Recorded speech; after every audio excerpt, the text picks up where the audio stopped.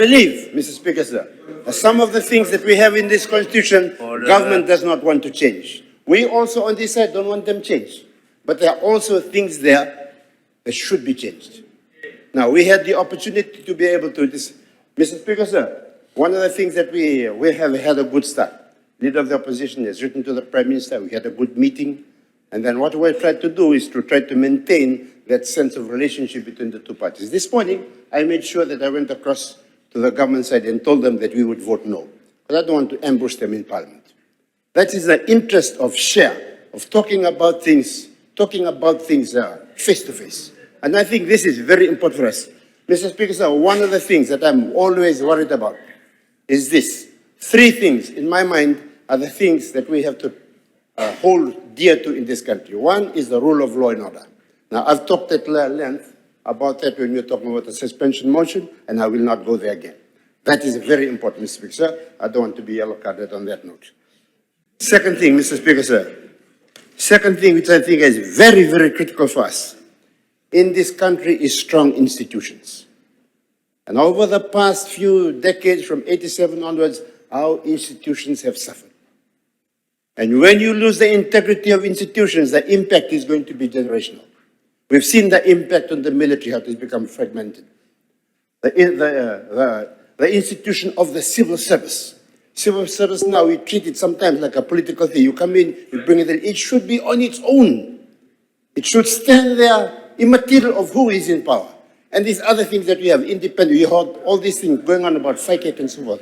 Institutions must be strong. You and I go, if the institution is solid, the impact will be positive for the people that follow us. The rule of law and order. Institutions must be strong. We must not tinker with institutions. Some of the things that we have done, we get our cronies, failed candidates, and we put them into the civil service at the expense of those who have spent almost all their lives becoming professional civil service. This is the second thing, institutions. And the third is governance, Mr. Speaker, sir. And I believe the reason that I'm not in favor of this change, the way that it is being carried out, as I said, I believe that there should be change. I also believe that there's been a lot of talk here about how valid, how legal this constitution is. This constitution has gone through 3 elections. You and I swore an oath on the basis of that constitution.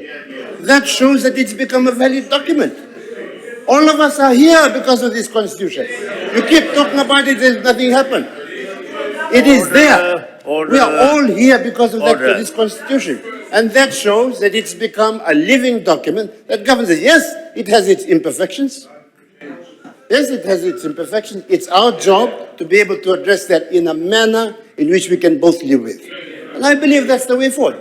The way that we've already talked about the things that we need to do here. As I said, Mr. Speaker, sir, I believe there needs to be changes. It needs to be done in the manner in which we agree. The honorable members of this side have said the way that you want to change it, you can do anything. The current government might have the right intention. You don't know who comes tomorrow. You don't know who comes tomorrow. It is our job to preserve this country immaterial of who is in charge. Because I think about the generations that follow us. And I can see the smoke from that side. Think about it. Think about it. You guys might have the best intention in the world. If you go and somebody else comes in, they can just take out their Bill of Rights like that. They can take all kinds of things out of the Constitution, just like that. We cannot afford to do that. For the sake of the generations that follow us, we cannot. Mr. Speaker, sir, there have been a lot of arguments about why we need to be able to, what I'm talking about. There are all kinds of things. I think after this, if this fails, you're going to go, you probably take it to the courts. And there'll be all kinds of arguments about that doctrine of necessity and all of those kinds of things. But that doctrine of necessity, Mr. Speaker, sir, we can address that. We don't need to go that route. The Honorable Alvik Maharaj has already talked about the way we can do it. If we can agree to what the changes should be, we can move forward. I have no doubt about that.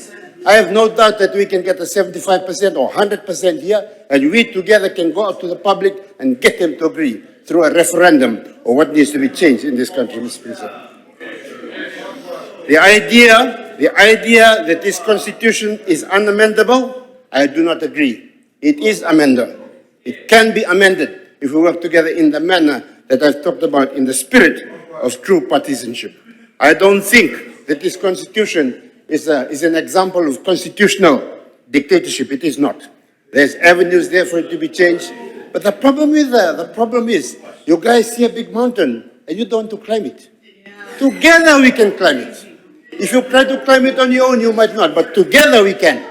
Together we can help each other over that mountain and get things done. And I believe that is what we really need.